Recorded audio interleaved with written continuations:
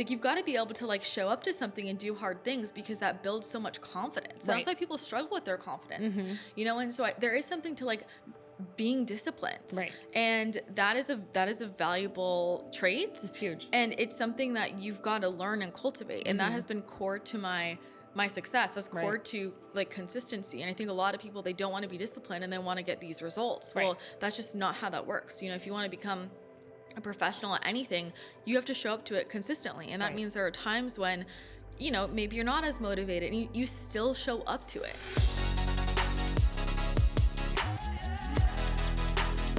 Welcome, Catherine. Thank you. Welcome back to the podcast. I'm excited to be here. It's good to see you. It's been a long time.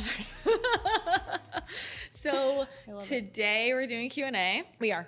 I had posted a Q&A box on Instagram, so we thought we'd bring Catherine in to ask the questions and have a little convo. It's more dynamic. I don't know what's different about it, but it's very different for me when someone else asks me the question than if I'm reading it. Yeah. You know what I'm saying? And I think even for us to kind of like riff on the question is a lot more fun. So yeah, I think we have a variety of topics. We definitely do. They're kind of all over the place. Okay, well, which is fun. Yeah, we'll see what comes up. So this one I feel like maybe it's a little bit of a softball one for you, but it's a good one. How to help your psychic partner protect their field when they're still in denial about their gifts. So the hard part about this is that on some level, people have to want to protect their field for it to be fully protected, right? So when we let things into our field, that is a choice, whether that's conscious or unconscious. So there is that kind of thing I want to point out because people are like, you know, how can I protect everybody else? And at some level, and this is where there are conversations you can have that are kind of like beating around the bush, you know, to like help people understand just energetically what it's like to have your own personal boundaries.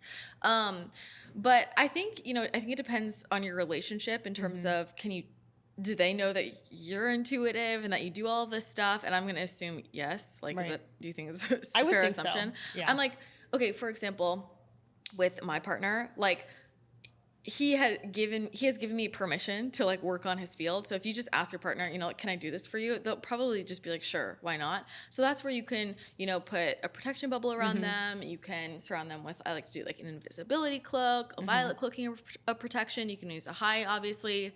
And you can like just, if they give you permission, you know how to do that work, you can clear their field. And that's what I do for my partner. Yeah. But I think that the deeper thing is about like how we show up in life, you know? And so if you really want to help your partner protect their field, I think it's about having those conversations around just like boundaries in general and what we're available for. Does that make sense? It totally makes sense. Like, I guess I would need more specifics if they're talking about, is it something happening at night or like why where is that question coming from? Why do they feel like they need to protect it? It's like, are bad things happening, you know? And so I think this comes back to the more like the 3D conversations around like, what are you available for in your life? And so I think about a lot of the conversations I have with my partner and like when we talk about boundaries with different people and dynamics with work or personal friendships, and we're having a very like 3D conversation about that, but that's all energetic protection, you know? So I guess that's what I would say. I don't know if you have any. Well, the thing that came to mind for sure is the daily invocation that you have, the morning one. Yeah. That one's, I don't do it every morning, but the days I remember to do it is amazing how I really feel like things just kind of go my way and people, you know, you don't interact with like cars that are being weird or people that are just kind of off. Like I really do feel like they just kind of bounce off it. Yeah. I mean, I guess I was assuming like they were saying, oh, the person won't do any of that. But if you can get your partner to like say that or just like repeat that, or even like throwing on one of the energy protection meditations like in the background while you guys are getting ready, usually your partner won't mind. So you can totally use one of those things. And those are airtight, you know. And I think like if you sleep in the same bed, then when you set up protection around like your bed at night, and that's something that is really important for me just to get a good night's sleep. That obviously positively impacts everybody around you, you know? So I think that's the other piece is like doing work on the space and like setting the frequency of the space and the frequency of the home, clearing out the home that can help that person as well. But yeah, I guess I would be curious why, like what the context is. Yeah, like why they feel the need for that. Because I guess I'm just trying to think with my boyfriend. He's definitely very psychic, but doesn't think he is. But I don't think he doesn't. It's not like a problem, right? And I think it's because he's so boundaried as a person. Like he just doesn't let shit get in general, and so that naturally puts up psychic protection. Our levels of psychic protection are a direct reflection of our boundaries just as people. So I work with a lot of people obviously who want to activate their psychic abilities, and many people who do that for a living, and people who struggle a lot with psychic boundaries are the same people that are people pleasers, that don't have boundaries in their life, that can't tell people no, or who they feel like everybody's always pulling on them. It's the same exact people. So if you can learn to set boundaries in your life and say, hey, I'm available for this, I'm not available for this, and I'm quite literally not letting this in my field, that just maps onto your psychic experience as well. Learning boundaries. And two, as the person, you have to be available for it. So if their partner isn't available for it, and whether they're conscious or unconsciously, making that decision, they can figure that and navigate that themselves, you know? And like, once you decide to like really turn it on, like even as it's turning on, you still have to make that conscious decision to like embrace it and lean into it. Yeah. I think about it also in terms of kids though, where it's like, I think about myself as a kid where as a child, I didn't have any boundaries and I saw really scary stuff. Yeah. But, in that context, if I had somebody like teach me, hey, if you use this prayer, you do this energy protection, which I know a lot of people in the audience do teach their kids, which is so incredible. So the same thing could be applied to anybody, like if your partner is open to that, if they're having a negative experience. Because I'm assuming that's why you'd be asking this question. Like, are they having a negative experience there's something going on, because of it? I never, my parents didn't know about any of this. And one of the things that actually really helped me that was unintentional was, I grew up Catholic, and my mom's side was is Catholic. And I remember once my mom, I'll tell you the two things my parents did. My mom took me to school one day and she said, oh, our friend, her name was Chris. Our friend Chris knows how to get rid of these scary things in your bedroom at night. And I was like, oh, and she's like, we're going to have a talk. Chris has a special thing that she's going to bring, and it gets rid of the scary things in your bedroom. And Chris is great. Okay. And Chris, and then they come out of the room, and my mom goes, Chris gave me this special thing, and it was a spray bottle. I remember this. It was I was in first grade. Yeah. It was a spray bottle, and it was pink, and it had tape on it, and it said monster spray. And she said, this will get rid of all the scary things you're seeing. And I remember saying, no, it's not. I remember I was like no. And I remember grabbing it and I shook it and I go, there's nothing in here. Was there nothing in there? There was nothing in there. They didn't put water in it. Okay. They didn't do anything to make it seem real. And I was just like, this isn't going to do anything. And so my mom goes, yes, it will. It helped Chris's kids. She gives it to a lot of kids and it helps them with the scary things that they're seeing in their bedroom. And so that night, they sprayed the monster spray. I'm like, nothing's coming out, Mom, right? Like, they think because I'm 6 or 7, I'm gullible. Dumb. Yeah. And I was like, nothing's coming out. And that did not help me at all. And so they kept trying that avenue. And they're like, we just need to keep doing it a few more nights. I was like, this is not changing anything I'm seeing. And it actually made me feel, it's not their fault, but it made me feel worse because it made me feel like I just could not sleep as a kid because I was seeing such scary shit.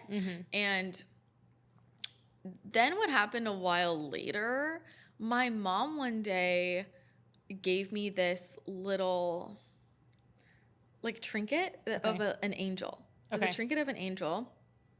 And she said that she said that she had gotten this for protection, and that this, whenever she got scared, she would hold it and her guardian angel would come protect her.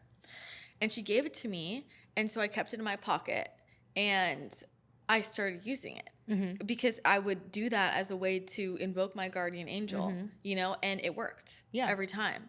And so it's like those subtle ways of kind of encouraging people to invoke in their divine protection. Like, I believed in my guardian angels, and that is something you can do as an adult, right? You can use a trinket, a crystal, whatever, just your intention, and say, I would like to call in my guardian angels for that protection. And so I think that that's another avenue to go as well, whether it's with kids or like, I don't know, if your partner is struggling with something, like, I don't know, it's hard because I don't have any context. Let's say this person is dealing with a lot of anxiety or depression, and you are realizing it's because they're picking up on all this stimuli. Maybe talk to them about, hey, like, it's okay if you don't believe in all of this, but what really can be helpful is if you just call in divine protection. Are you willing to try that on? Or use something, like, whatever that person will believe in, right? You know, whatever they will believe in, to clear the space, you know, whether that's like a smudge spray or like setting up crystals. And there are certain things that people will just be like, that's not going to work, so it won't. But if there are things where they're like, you know, and that's where I also think things that change the environment sensually work for people. Like something like a spray, or something like even something you drink, like a heart opener, because it's a physical sensation. It's easier for people to relate that to a vibrational shift, right? You know, so you've got to know your partner or try things on, but those are some other avenues as well to like getting them to call in their protection. Yeah, but we've got to believe. Like, you've got to believe it's working. Right. That's the key. Right. So, I mean, I wish I had more context, but that's what I would say. And at the end of the day, I guess the other side of it is, let's say you're just asking that and there's nothing going on with your partner. You're just paranoid about it. Right. Stop worrying about it. And I think that we need to stop, like, trying to get people to do the things we want, trying to get people to see things the way that we want them to. Like, it's actually very deflective. So that's the other thing I would say too. Like, I don't know I mean, there's something to, why doesn't he want to protect himself? Does he need to, or are you just deciding he needs to? Yeah. I don't know. So that's a good point. That's what I would say. Yeah. A couple of weeks ago, my nephews were at my house, and the middle one, who's like almost 5, picks up the selenite wand you gave me, and he's like, what is this? I go, I said, you know, trace it around your body, and I said, it just makes you feel better. Yeah. And he was like, okay. They do. And they did it. They're like, yeah. And then the 3-year-old grabbed it, and I go, what do you think? He's like, it's nice. Puts it down. Cute. But it just was really cute that he was like, okay, cool. Yeah, they're down to try anything. Yeah. They're down to try anything. There's also, you know, the old send them to a healer and let the healer deal with it. Yeah. It's hard to hear things from your partner. Yeah. You know? Well, it is. I mean, it's like hearing things from your parents and you don't want to hear it, or your partner, and then someone else tells you, you're like, oh my God, guess what? Yeah, 100%. You know? So, yeah, that's what I would say. All right, I love that. Tips to stop consuming content that makes you feel bad while running an online business. I feel like, though, that's kind of like a double-sided question. Like, yeah, you want to break that down? Tips to stop consuming content that makes you feel bad. And then also, it sounds like there's some comparison culture if you're running an online business that I'm guessing, by the way this is worded, that this person has to be online. Like, I understand that I do social media for some of my clients, and I have to be in their accounts, and I don't necessarily want to be consuming that content. Yeah. Well, I would say stop following people that are triggering that comparisonitis. Like, just stop following people in your industry. I also don't think that's very helpful. I think that can really block creativity too if you're making content and things like that. I think it's best to follow people that are in different industries from you. That's like where you can get way better inspiration anyway. So, I mean, I would just say, you know, unfollow, stop consuming. I mean, we were talking about this earlier. I don't think I realize how much people are consuming all day. It's wild. And so you got to realize that's an addiction. That's a real addiction. There's that book by, I don't know if it's Adam something. It's called Irresistible. Okay. Have you read that? It's an older book. Well, not older. I think I read it when I was like 22 or 23. But it's about the addiction of these different social media platforms. And so I think realizing it's an addiction, like, I get why it's hard for people to stop, and you have to just, I mean, I'm a cold turkey kind of girl, and like pull it away. So I would just say unfollow people. Right. But what was the other part of that question? About online business. Oh. Like, what they're running an online business. So how do you protect yourself from? I mean, I think you've got to learn to just get on there, post and go. And as somebody who has had to do this for my job for a long time, and I've also had to manage a lot of other people's accounts, like you got to treat it just as a job for your mental sanity. And so you have to be really intentional with, like, when you're on there. I mean, I don't ever scroll my feed. I can't tell you the last time I scrolled my feed. Yeah. If I'm scrolling something, it's my explore, like random cat videos and stuff. But I don't ever scroll my feed at all. Like, everything is very intentional. Yeah. And I think a lot of people waste time when they get on there. So I would say, like, just tell yourself you can't scroll. And then that also eliminates the follow issue, right? Or, like, you know, even who you're looking at, if you feel bad about, I don't want to unfollow these people because they're my friends. But if someone is triggering that, you can also hide them from your feed, I think. But I mean, you just gotta break the addiction. Well, and it is addicting. Like, you know, the way TikTok's formatted, the way that Instagram, like, stories are formatted, it's lighting your brain up the same way Slot Machine does, the same way cocaine does. Yeah. So it is literally addicting. And sometimes I will, like, there's a couple, like, I play this game called Connections, and of course I do.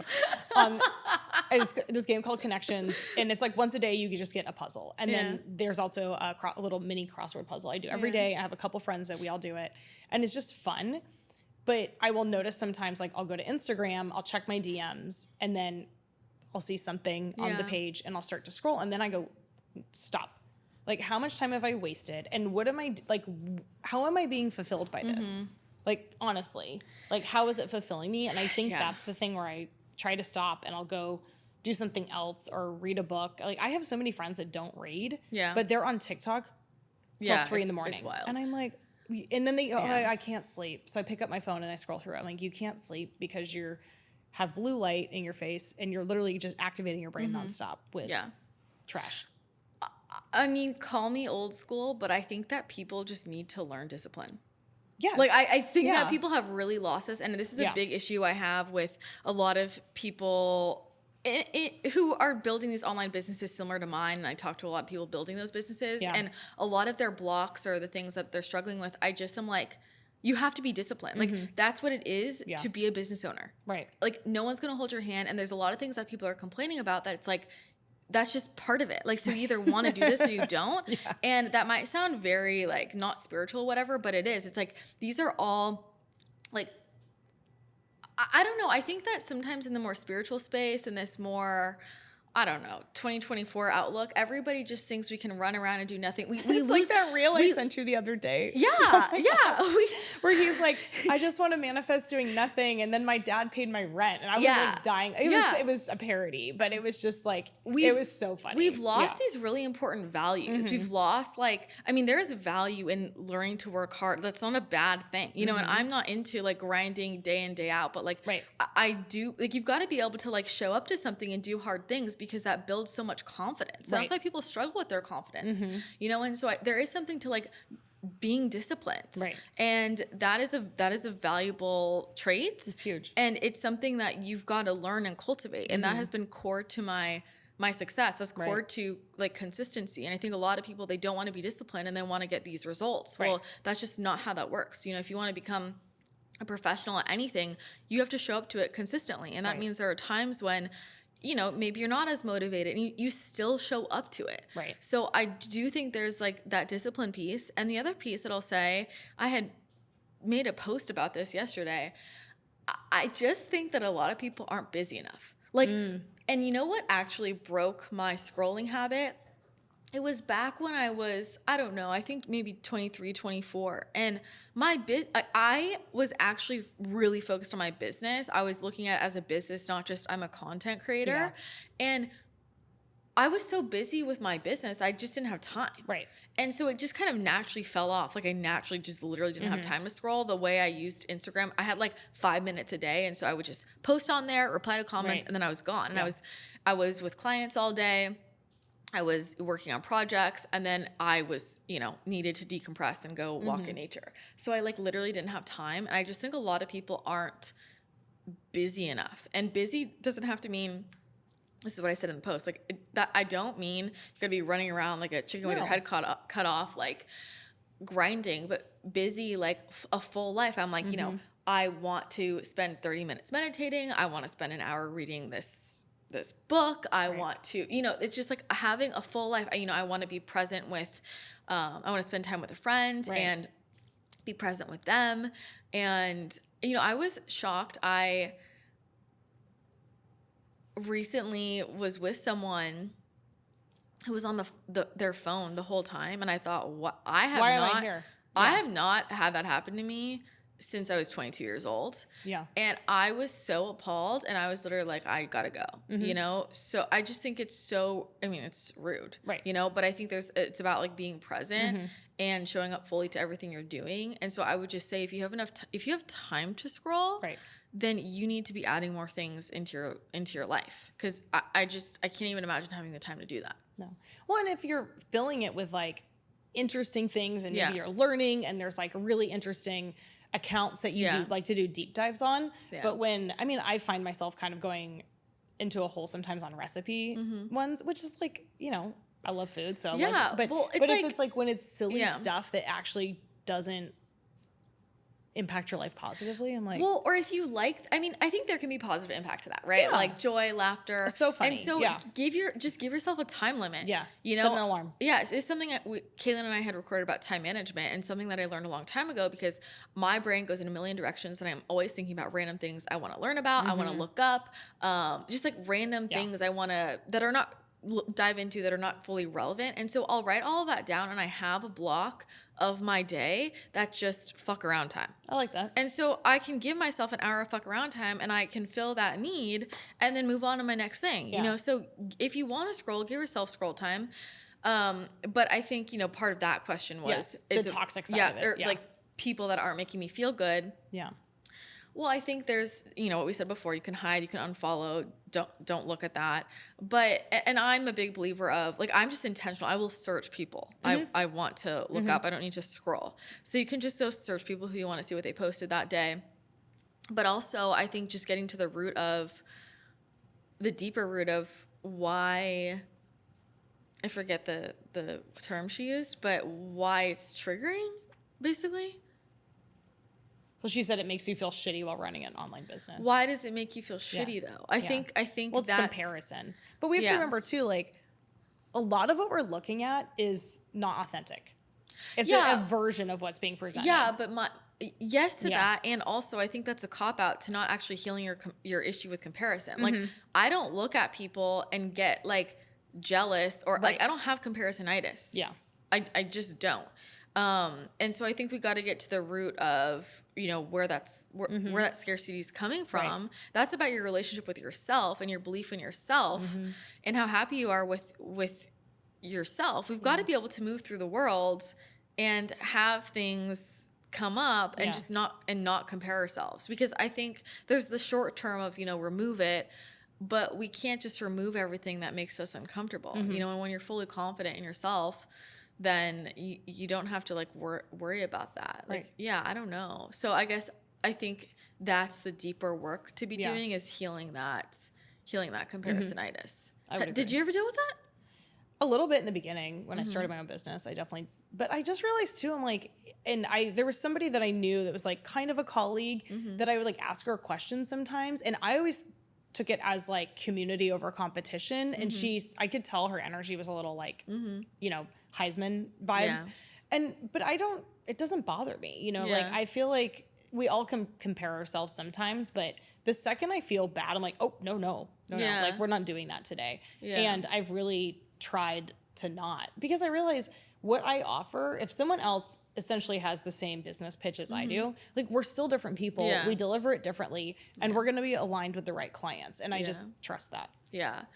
And I think that there's something really important to that of the more you are you, the more you just know no one else can copy me. Yes. And I know early in my business, this would come up a lot, because there are a lot of people doing like the same thing as me, but I never was worried about the comparison, because I was like, literally no one can be me.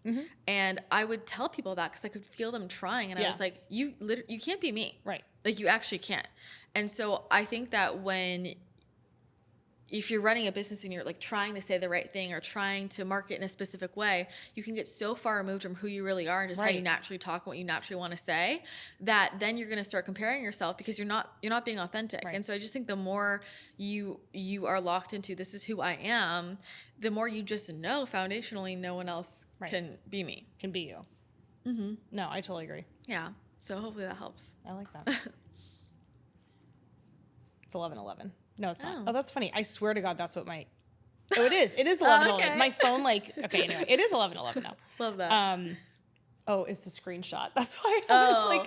Did I screenshot it at 11:11? I did. No, I did. But the screenshot was 10:18. And I was like, how did the time change? Love that. Okay, so this is actually a question I wrote to you. How much do we need to focus or work on manifesting once the intention has been set? Do you want to elaborate? Sure. Well, I, in my personality, I tend to be the kind of person where I'm like, tell me how to do it and I will do all the things to get there. But you and I talked about this last week a little bit over dinner, but I was saying like, as in my personality now, like over the years, especially as I've really gotten into like understanding how this work is. And I had the benefit of growing up, like understanding manifesting and how that impacts our lives. But there's certain things that like I just feel very driven towards right now. And I know that it's because I'm literally being pulled in that direction. Yeah. Like I've come to understand like the reason I'm being pulled towards those things is because they're already happening for me. So what's the balance of like, I still do meditations, I still journal, but how much of that is, I don't want to say enough, or like, because I was listening to a podcast recently of someone I love, but she was like, I do this, like, I say this over and over and over and over, and all in my downtime every day, I say this one thing over and over. And I was like, I don't have time for that, but yeah. So I think sometimes because there's a lot of mixed messaging on social media, about like that when you plant the seed, we know the momentum goes, but how much do we need to actually spend time around it? It depends how vibrationally and subconsciously aligned with it you already are. Yeah. And so with manifestation, there's that root cause work that I talk about, and then there's that like surface level work. Yeah. And so I think if there's still more subconscious and kind of root cause work to be done, you do want to be spending a lot more time on those things. But you get to a point where you feel generally just magnetic. You're high frequency, you've cleared out like those limiting beliefs. And at that point, it's just like you think it, you intend it, and it comes in. Yeah. And so I think there's just knowing that about yourself. And there might be some areas of your life that feel more like easier because you've cleared a lot of those subconscious beliefs, and other areas that feel a little stickier. And I think when you've gotten to the place where you've done a lot of that root cause work, and so you're generally just like, I manifest easily, then, setting your intention is great, and it's going to come to you as long as you're holding that, knowing that it's coming to you. And then I think all the other stuff, like that certainly isn't going to hurt. Like that'll just add more momentum. Is it necessary? No, I don't think so. But I think there's also the component to, if it makes you feel good, then why not? So I'll tell you, for me, if I want to kind of control the timing of something a little bit more, I will, and this is so rare, honestly, that I do this now, but that's when I'll do my affirmations every day. Yeah. And I'll write them out like 30 to 50 times every day. And if I do that for 7 to 10 days, it will come in within that 7 to 10 days. And that's if I'm like, I need this now. Affirmations work for me because I've done all of the other root cause work. Yeah. But I mean, I think I've maybe done that once in the last year. Like I don't do that often, but the thing that I will do are my visualizations. And I'll do that, when I meditate in the morning, right before I go to sleep, because I mean, yes. Yeah. I'm doing that naturally, because it makes me feel good, because I just want to live in that dream life.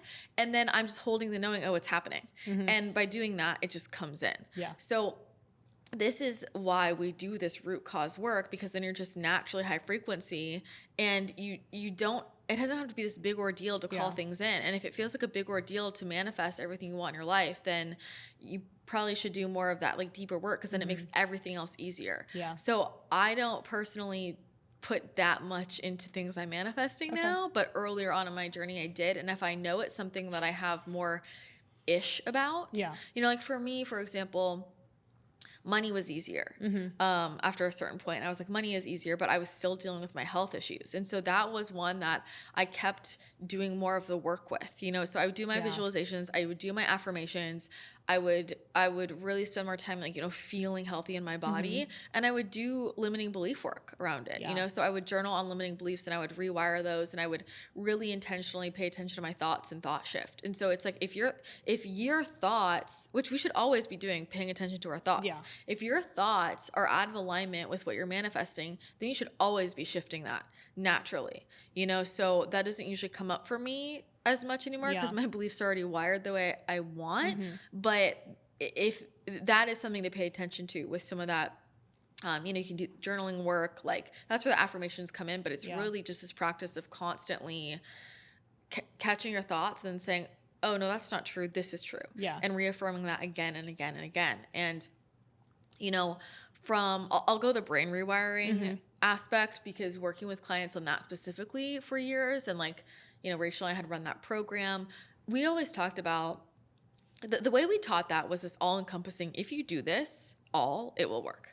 But we would always say we felt like the real thing that rewired someone's brain, it was, first of all, setting up the environment, like putting yourself in your happy bubble and cutting out negative stuff. And then from there, it's more of the consistency.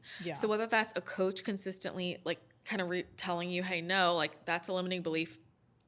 What about this one? And or your consistent thought shifting throughout the day, that is a thing that makes the real difference.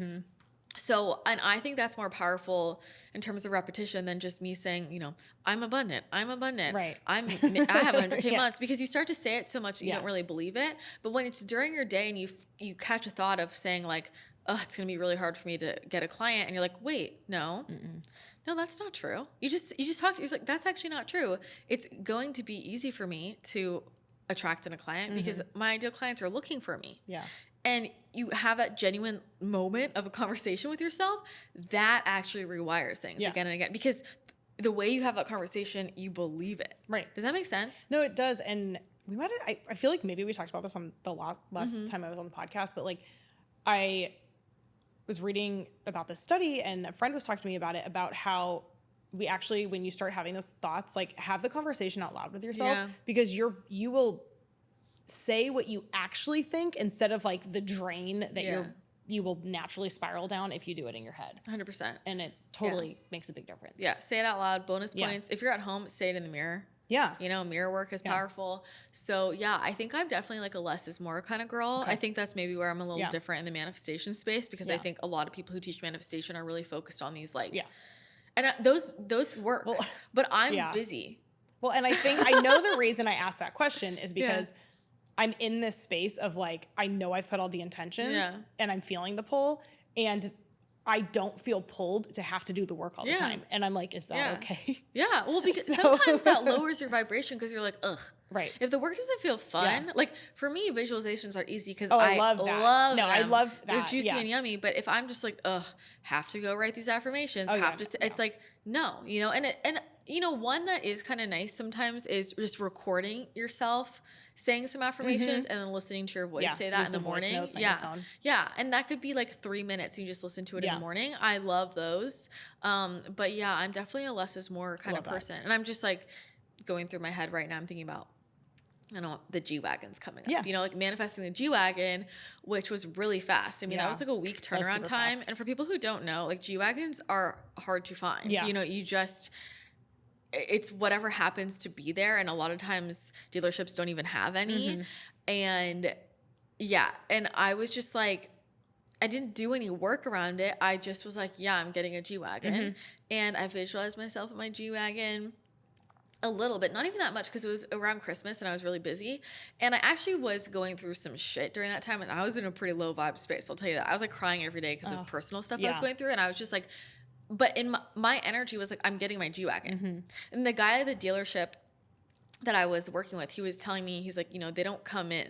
We're not going to get any more in. And I was like, yes, you are. And there's just no piece of me that didn't believe it, because my car died. I literally had to get a new car, or I wouldn't have a car. And that was the car that my guides told me I was supposed to get. So I was like, there's just no piece of me that thought I wasn't going to get it. And so I didn't have to like affirm that to myself. It just was how I was living. Yes. I love that. And it came. So I also think though that you are someone who is naturally convicted. You're like me, where when we believe, like we're convicted. And I think some people, I want to encourage them to work on that conviction in their lives, where it's kind of like wishy-washy energy with everything, like kind of.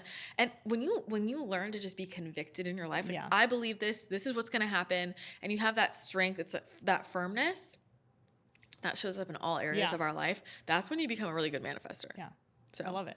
Well, it's like even I'm in this new pattern that I don't particularly like. That I wake up in the middle of the night and then I'm awake for like 2 hours, and that's not good. I know.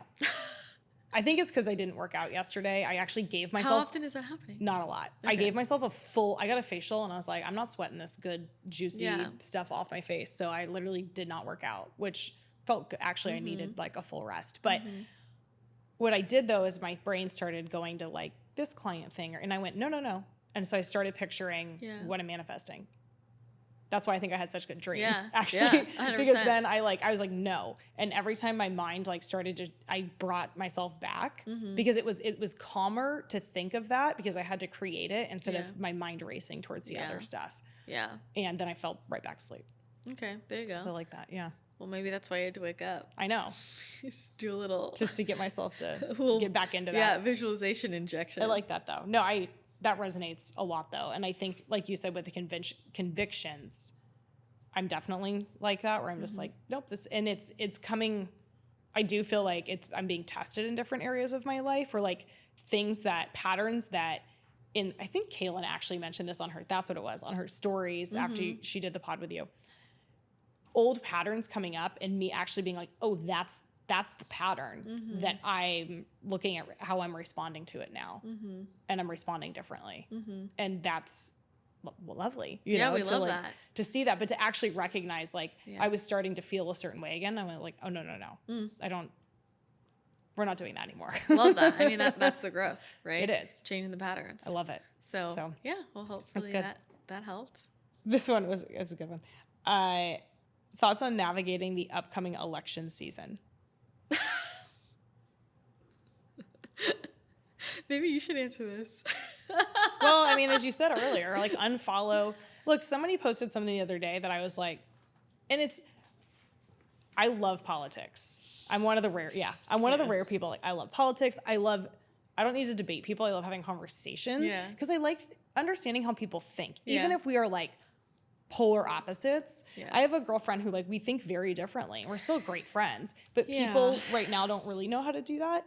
But I like was following someone on Instagram and I saw something and I was like, I don't even know who this is, and I unfollowed her because I'm like, I don't also need to see that either. But it's not. It wasn't like because we disagreed, I had to unfollow her. To be very clear, it was the way that the information was portrayed. I was like, I don't need to consume that. Yeah. And because it was negative energy. It wasn't like, oh, this is so cool, I'm really excited. It was like bash. That's my issue with like the political space. I mean, I follow people from like all different sides, I guess. Yes, so do I. But I'm particular about who that is. Like, I'm like, you don't need to follow a million people, you know? Just like be picky about it, and people who are able to be neutral in their perspective. Like they can have an opinion, but the way they convey it, it's not hateful. It's not like, that's what's hard for me. There's so much just like hate and bashing, and it feels like really immature. And there are people that are saying, hey, I believe this because XYZ, and they're not trying to like be hateful in explaining why they have an opinion. Right. I think my thing with politics, and I'm like, I'm not a political person. I don't know much about politics. Like I'm like a regular, you know what I mean? But then I have conversations with people because it'll come up. I certainly don't instigate it. And I start to realize the number of people that consider themselves to be very well educated on politics. I actually think I know more than some of these people. And I'm like, I don't know really anything. Because they're getting their news from TikTok. And like, I think that would be one of my biggest things would be like, stay off social media for your news because it's very skewed. Well, then where do you go? There's certain accounts that I will go to, but there's certain websites. There are some very neutral websites, or, you know, do the due diligence of like what Google websites? Both sides of it. Yeah. Or maybe don't use Google, use Brave. It's like a very neutral browser. Yeah. Google will, you know, cater to what you already think. I feel differently actually because I think that social media is helpful of getting political information out there that regular people don't know about. Like when I talk to some people at politics, and I'm like, where are you getting your info? And they watch the news. Right. And I'm like, did you not know about this? Did you not know about this? Did you not know about when this happened? Did you not know about this person? Right. Like, they literally don't know what happened. I do agree with you on that, because I do know that there's certain people that like don't get platformed. Yeah. And on the news, right? Like, we know, that's why I think it's finding the neutral space. Yeah. It's like trying to understand to find the neutral space. Or if you like read a story, go to the other side and read that story and then decide for yourself. Well, I think the key is diversification. Yes. And like, not confirmation it's not bias, even just go to this side and go to that side. It's like go all around. Like go to 5 different people over here. Like go everywhere, you know? And I think that a lot of people don't do that. They just hear one thing. Right. But I just think a lot of people, I mean, and how can you keep up with it all? But I just think a lot of people are so fast. My issue with these political conversations that I've just been having personally is the number of people who are so convicted in what they believe and why, and they don't even know what they're talking about, as in like factually. Like, well, it tends to be emotional instead of factual. Yeah. And I'm like, you don't even. I don't know. It's like. I'm not talking about opinions, you know, but I'm like, factually, that's not what happened, you know? So I think that, I mean, even just the stuff with RFK, like, he can't get on anything. Well, the number of people that are like, you know, he has no chance. And I'm like, have you seen the numbers? He actually factually, like numbers wise, like if he was taken by either side, like he would win. And if everybody voted, he would win as an independent. Like that's just the numbers. And so I just think that people don't. Whatever. But I guess my point is, well, how I would answer that. How do I navigate? What was it? How do we navigate the upcoming election? I don't know that I can answer that for anybody. I think my advice would be decide how you want to navigate it. Yeah. Like, just decide. Do you want to engage in these conversations? Do you not? I would say, you know, I'm a big believer of just kind of like not getting in the mosh pit, you know, and just observe, form your own opinions by maybe consuming diverse pieces of content. Yeah. And don't add hate energy to the conversation. Right. You know, I think having conversations in a grounded, just like loving, open way with people that, whether it's with people who agree with us or who don't, those are very important. We've got to be able to have conversations. That's how we learn from each other. Right. But, you know, I just think know your boundaries with it. And I think for me, I'm happy to have conversations with people who are open and who can understand, because I'll be like, hey, this is not my arena. I can tell you what I think because of XYZ, but there's lots I don't know about. So if someone's going to try and like pull me into something to win an argument, that's not why I'm having the conversation. You know, like I'm not an expert in this area at all, which is why I like to learn from people and listen to people who are, because I don't know that much. If somebody's already decided that they like are trying to win an argument, they're already closed-minded, they're just going to argue with everything that you say. Yeah. It's not worth your energy. It's just not worth your energy. And so I think, you know, classic energy protection. But I think that around elections, we see dynamics in relationships that we don't usually see. And that can tell you a lot about people. It's not about the election. It's about how people behave, how they're able to have difficult conversations. Are they able to be around people with different opinions? Like, I just think you learn so much about the people in your life. I mean, think about what happened during quarantine and how many people broke up. Right. And how many people broke up because they had disagreements over what was going on and how to handle it, or the jabby jab, you know, all of that. Or even just think about a wedding. I'm like, you know, weddings bring out the worst in people. I don't get that. It's so funny to me. Like, I love a good party. So well, it's a high stress, stress situations bring out different sides of people. And so I think it's a really eye-opening moment. And I know that's not always easy about like who's in your life and how they navigate difficult situations, but that can bring you, you know, a lot closer to certain people. I think actually some of the moments or times that have made me get a lot closer to people around me are times when we have disagreed and talked about that and been like, I still love you, I hear you, I understand your perspective, and I still disagree. And it's actually brought us so much closer. Yeah. And so I think there's a lot of value to that. And then you're also going to see maybe where people are behaving in ways that you don't want in your field, you know? And I know we've talked about that a lot recently. I'm Yeah. like realizing different things. I'm like, this behavior, right. if that's how you talk about these things, if that's how your energy is going to be, I don't want people like that around me. So I think that that's kind of the other rude awakening that election season can have. I think it drums up people's fears too. Yeah. Like that's where a lot of that comes from, is like what they're afraid of if the other, whatever other is, happens, and they get scared, and that's where that comes out a lot. I feel like people think they know if this person wins, this is going to happen. Right. Or like we're already making all these assumptions. And I think that that's the worst idea ever. I don't care who, I don't care. And me too. Right. Yeah. It's like, this is the thing. I am holding a vision every day of just like how I want the earth to feel.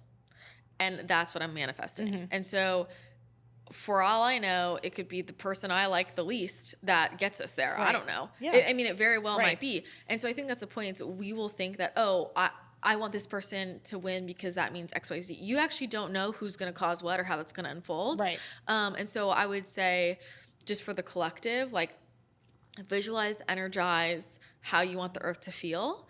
And then, you know, you follow your intuition with your own personal decisions. And if you feel strongly a certain way, vote. I think a lot of people in the spiritual space have like pulled themselves out of politics. Yeah. And we need to be deep in it. Like we need to be deep in it. I always like, I mean, this is coming from someone who loves politics and also was like a history minor. But when I have friends, I dated a guy who was in the military. He's like, yeah, I don't vote. And I was like, what? Like, what? Yeah. But it's also, it's just like, that's where they were at. And I mean, I'm not against, like, I don't know. I understand not voting in certain situations. My point is, like, I agree with that, because if you're genuine, like, I have no pull in any direction, fine. I don't think you should throw out a vote because, you know, your mom told you go vote for this person. Right. But if you have a feeling, then go do it. Don't expect everybody else to. Right. I that's what I believe about it. So I think that we've hit this point where we need to get more involved. Like, I think there are so many educated, very awake, very conscious people that pull themselves out of the game. And then we complain about the game. And it's like, we're the ones that have to get in the game. I was saying this to somebody else about kids. I was like, I think that if you identify as like a smart, educated, like conscious person, and like maybe you should think about how important it is that you repopulate. I feel like you're talking to me. I'm serious. It's targeted. Like, and I don't mean that. Obviously, if you're like, I do not want kids, I know what you mean. You should want your kids if you're gonna have them. Yeah. But I also definitely have thought about that. You know, like how I want to contribute to the planet, and I'm like, that definitely had a piece of me wanting to have kids, you know? Yeah. Well, I think the biggest thing is like, it just needs to come back to love. And that whole conversation a lot of times is not bringing us back together. It's trying to divide and make other people other. And it's not, like, at the end of the day, like, we're all souls here together having this experience. And like, that's what's important. Yeah. It's very easy to fall into division energy with this stuff. And I think it's actually hilarious how all of these people that claim to be conscious spiritual leaders, world events will happen, and the way they show up is like they are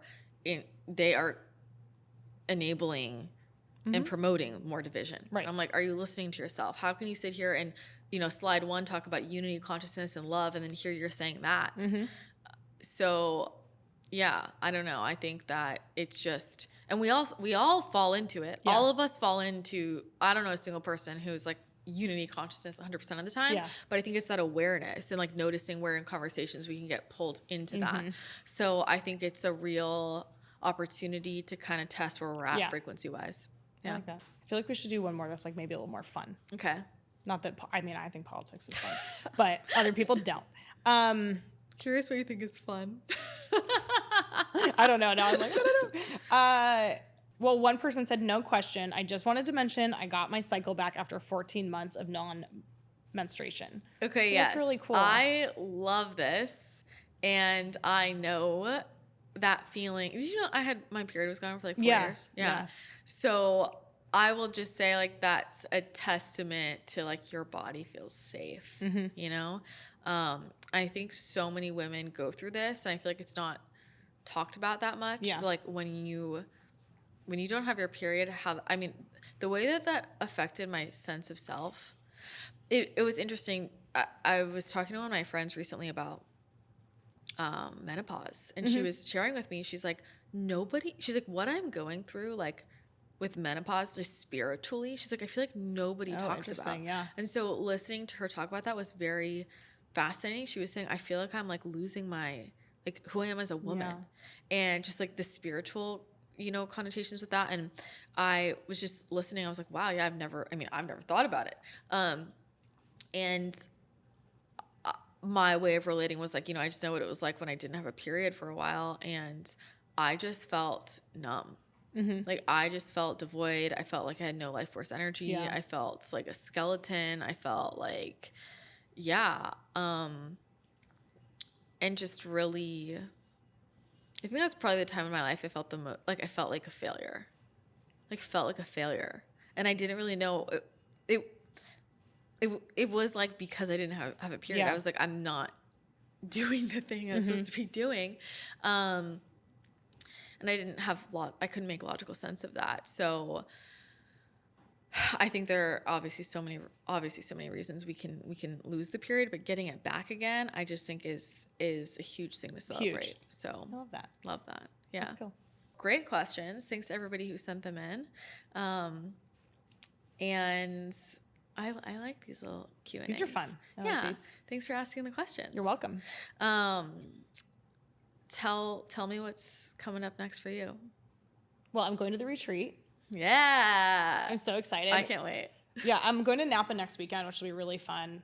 I went to college up there too. So, but yeah, just good stuff, and reworking some of my business energetics right now, which I'm like, and what's awesome is my assistants are like, yeah, we're totally here for it. And I'm Love like, it. Yes. There you go. So yeah. What are you manifesting? Higher paying clients that are very aware of exactly what they need. Easy to find. Yeah. What else are you manifesting? Love. Any specifics? Just in case anyone happens to be watching. Okay, or yeah, so anybody happens to know someone. Well, like I'm looking for my like divinely aligned partner. Maybe he golfs. That would be a huge bonus for me. Okay, so if anybody knows a golfing anyone, divine masculine man. Yeah, divine masculine for sure. Anywhere within it. Actually, I'm going to say anywhere. Anywhere. Yeah. But can travel to San Diego at least, or lives in San Diego. Yeah, it's a bonus. Reach out to Catherine. I'm available. She's available. All right. I am though. I'm excited. It's gonna be good. Oh, I can't wait. Things are getting juicy. It's the end of the year, so we'll see. I know weird. I love this. Yeah. Energy. We'll see what happens. Love it. It's pumpkin spice season almost, so let's go. It's always pumpkin spice season. All right. Well, thank you for being here. This was so much fun. So fun.